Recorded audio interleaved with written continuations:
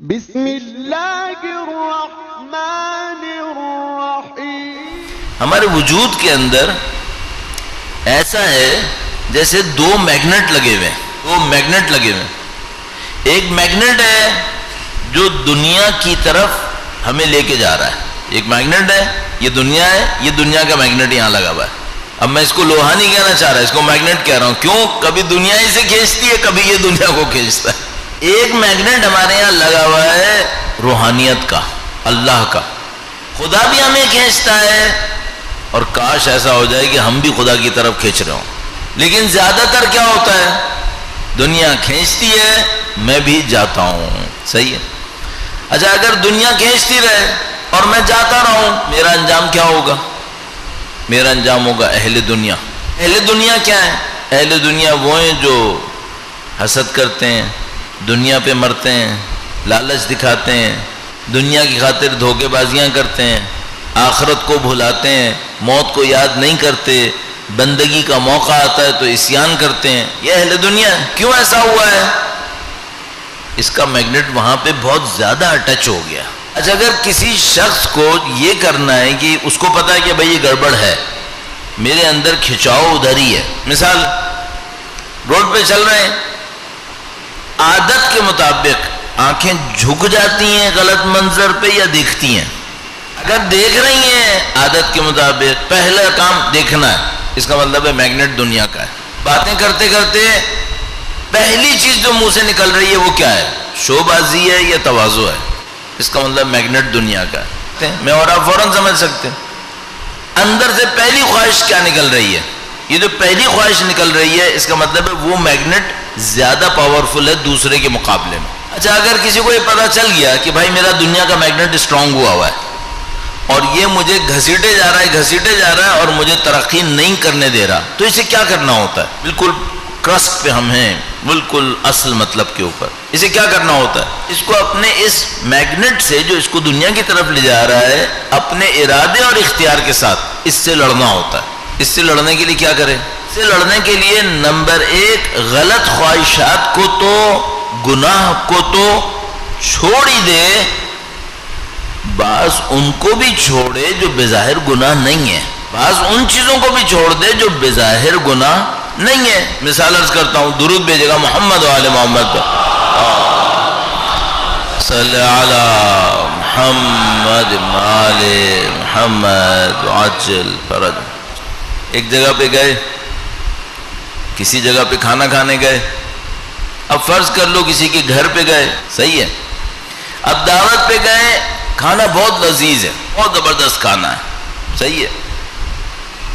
Normally 500 gram کھاتا ہے، ابھی میگنٹ پاورفل ہوا ہے، 800 گرام کھا رہا ہے۔ یہ جو اس نے 800 گرام کھایا ہے، اوور ایٹنگ کی ہے، اس سے دنیا کا میگنٹ اسٹرانگ ہوگا یا آخرت کا؟ دنیا کا، معلوم ہے۔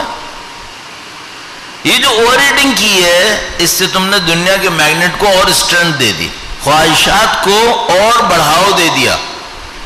اب اگلی دفعہ ایسی سچویشن میں کنٹرول کرنا اور مشکل ہوگا۔ کیوں؟ تم نے سرنڈر کیا، سرنڈر کر دیا نا۔ ایک دفعہ مثلا ٹی وی پہ، انٹرنیٹ پہ کوئی چیز آئی، اچانک اس کے نفس نے کہا یہ اچھی بات نہیں ہے، یہ اچھا نہیں ہے۔ کہتا ہے ٹھیک ہے، 1 منٹ دیکھنے میں کیا حرج ہے۔ یہ جو 1 منٹ دیکھا ہے، یہ آپ نے دنیا کا میگنٹ بہت اسٹرانگ کر دیا۔ اب اگلی دفعہ یہ 1 منٹ نہیں ہوگا، اب یہ 5 منٹ ہوگا، کیونکہ اب زیادہ طاقت سے کھینچے گا میگنٹ۔ اچھا، اس کے لیے کرنا کیا ہوگا؟ آپ کو اس کی مخالفت کرنی پڑے گی۔ مخالفت کیسے کرتے ہیں؟ سادہ سی بات ہے، بچپن سے سنتے آ رہے ہیں روایتوں میں، وہ کیا ہے؟ کھانا کھانے بیٹھو، جب تک بھوک نہ لگے مت کھاؤ، بھوک لگے تو کھاؤ۔ کیوں؟ کھانے کو کھانے کی خاطر نہیں کھاؤ، زندہ رہنے کے لیے کھاؤ، زندہ رہنے کے لیے کھاؤ۔ اچھا، کھانا کھانا حرام ہے؟ نہیں، لیکن اگر آپ کو دنیا کا میگنٹ تھوڑا سا کم کرنا ہے، آخرت کا میگنٹ بڑھانا ہے، تو آپ کو تھوڑا کم کرنا پڑے گا۔ اس کا مطلب کیا ہے؟ اس کا مطلب یہ کہ پہلی بات تو یہ کہ اگر آپ کو بھوک نہیں لگی، بلا وجہ میں بیٹھ کر اپنا وقت برباد نہیں کرو، اپنی نفسانی خواہشات کو بڑھاؤ مت دو، مت کھاؤ۔ نمبر 2، بہت زبردست زبردست کھانا تھا، بہت زبردست، نارمل سے زیادہ مت کھاؤ، کم کھاؤ، بچپن سے سنتے آ رہے ہیں پیٹ بھر کے مت کھاؤ، تھوڑا سا چھوڑ دو. تو مثال کے طور پر یہ علم اخلاق میں جو اساتذہ نصیحتیں کرتے ہیں نا، یہ بالکل ان کی الف بے عرض کر رہا ہوں میں آپ کو. علامہ طباطبائی نے آپ کو یاد ہے کیا کہا تھا اسے؟ 20 دن بعد کانٹیکٹ کرنا. 20 دن بعد کانٹیکٹ کرتا تو کیا ہوتا؟ یہ ہوتا. اور یہ کام میں نے اپنی جیب سے نکالا ہے؟ نہیں، حدیث عنوان بصری کے اندر صاف لکھا ہوا ہے، دونوں جملات لکھے ہوئے، 12 جملے، 2 ان میں یہ ہیں. جب تک بھوک نہ لگے مت کھاؤ، جب بھی کھاؤ تھوڑا سا بھوک چھوڑ دو. تو مثال کے طور پر یہ علم اخلاق والے کہتے تھے ایک پہر بھوک برداشت کر کے کھاؤ. اب بھوک 11 بجے لگنا شروع ہوئی ہے، 12 بجے نہیں کھاؤ، 2 بجے کھاؤ، 2-3 گھنٹے بھوک میں رہو. کیوں؟ تاکہ وہ تمہارا دنیا کا میگنیٹ تھوڑا کنٹرول میں آئے.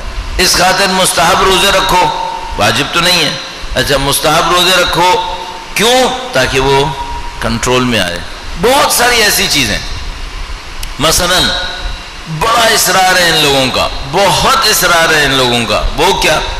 بہت زیادہ مزیدار کھانوں کے پیچھے مت جاؤ، وہ مل جائے کھا لو. کیوں؟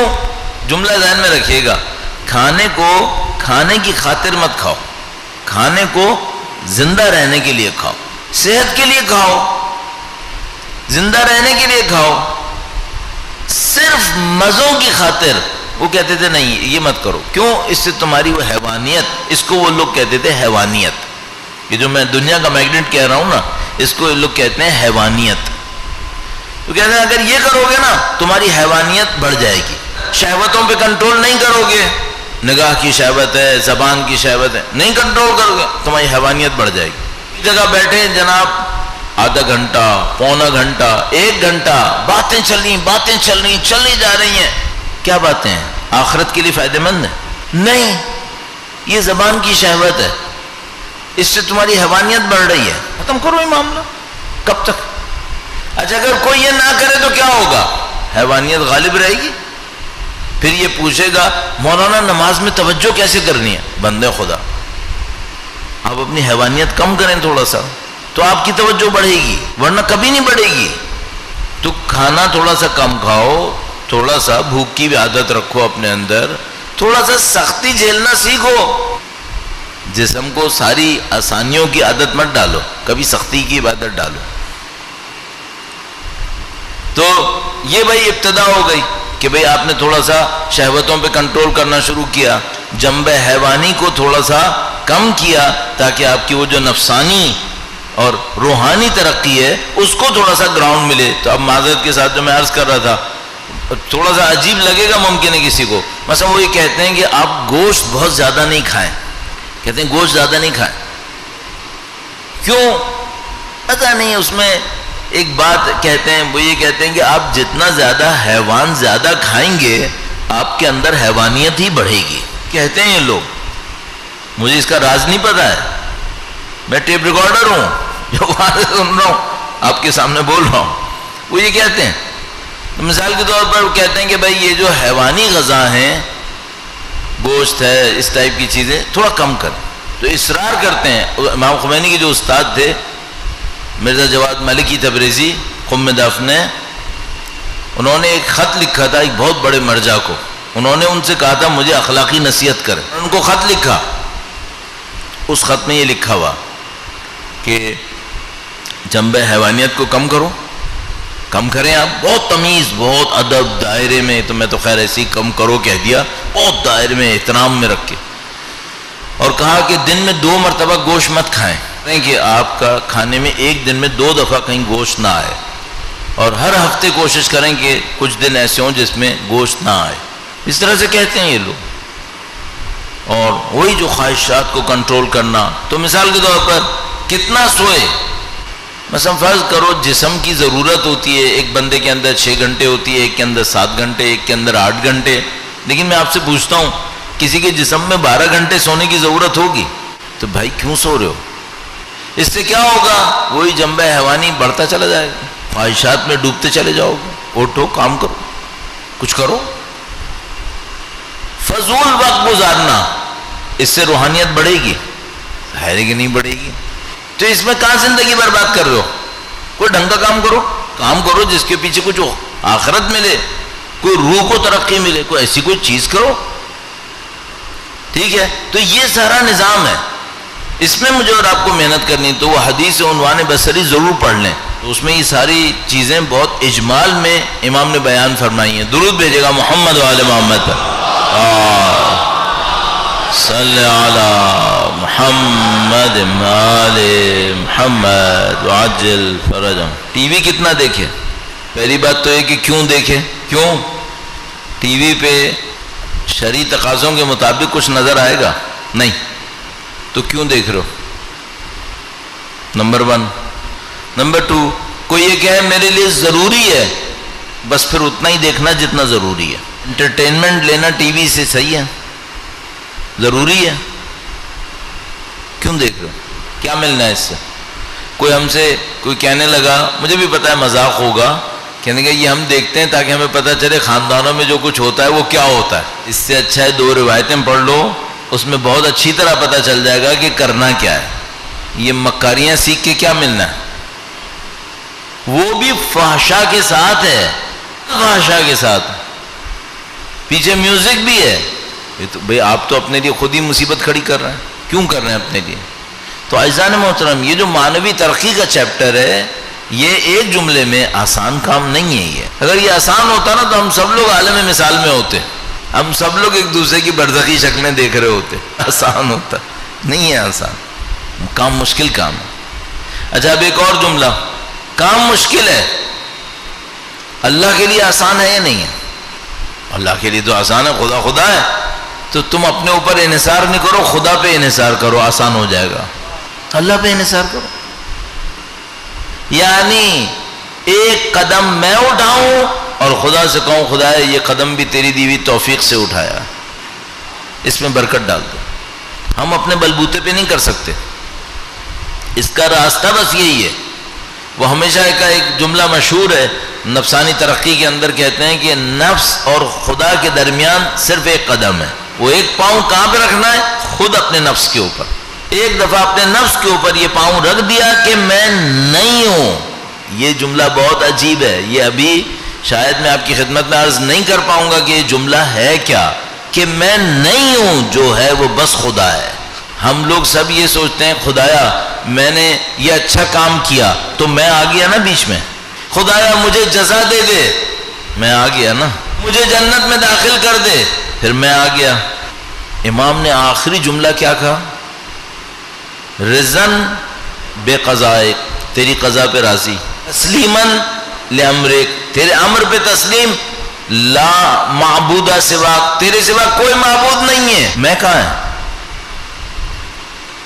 میں ہے ہی نہیں. یہ توحید ہے، یہ توحید ہے. ہم سمجھ رہے ہیں یہ کہنا توحید لا الہ الا اللہ، وہ تو بہت ہی آسان ہے. اب امام کے اس جملے میں غور کریں، کہیں ہے نہیں میں، کہیں نہیں ہے، اور یہ آخری جملات ہیں. یہ توحید ہے. توحید کا وہ اعلیٰ ترین مقام یہ ہے. البتہ یہ میں نے صرف اس لیے عرض کیا تاکہ ہمیں یہ سمجھ میں آئے کہ اگر ہم 2-4 نمازیں پڑھ لیں اس کا مطلب یہ نہیں ہے کہ معاملہ ختم ہو رہا ہے. نہیں، ابھی شروع ہو رہا ہے.